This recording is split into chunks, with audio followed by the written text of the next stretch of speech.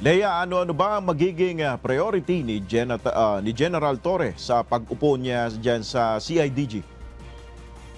Magandang tanghali sa Inel. Umupo na nga bilang bagong pinuno ng Criminal Investigation and Detection Group si Police Brigadier General Nicolas Torre III.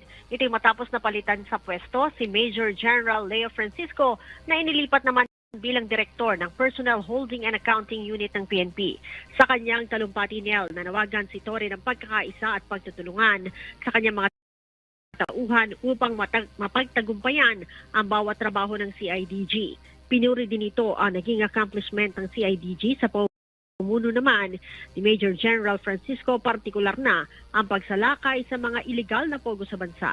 Utos naman ni PNP Chief Police General Romel Francisco Marbil sa bagong upong CIDG Chief, linisin ng CIDG at alamin kung sino ang mga gumagawa ng kalokohan. Wala aniyang puwang sa CIDG ang mga tiwaling tauhan. Nangako naman Nel si General Torre na gagawin ng maayos ang kanyang trabaho at handang tugisin ang mga wanted, maging ang mga high-profile personality. Kahit na raw magtago pa ang mga ito sa ilalim ng lupa. Matatandaang si Torre ang nanguna sa operasyon sa paghahanap kay Kingdom of Jesus Christ leader Apollo Kibuloy at mga co-accused nito. Nel?